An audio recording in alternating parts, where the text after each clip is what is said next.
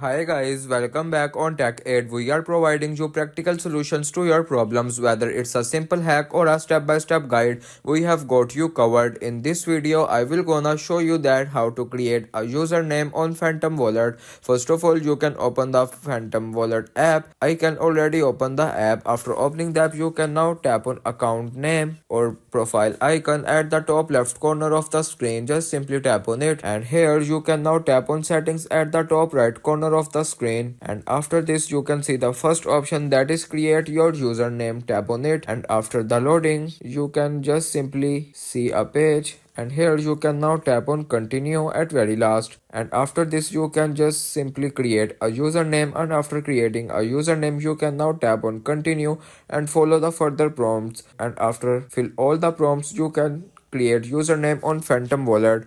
And it is a way you can create username on Phantom Wallet. If you want to keep your online activity private and access to restricted contents like I do, trying using a VPN. It's secure, easy to use, and makes a browsing safer. The link to buy is in the description below. If this tutorial helped, don't forget to like the video and subscribe for more practical solutions. Code questions or need extra help, drop a comment below and we will be happy to assist. See you in the next one. Thanks for watching.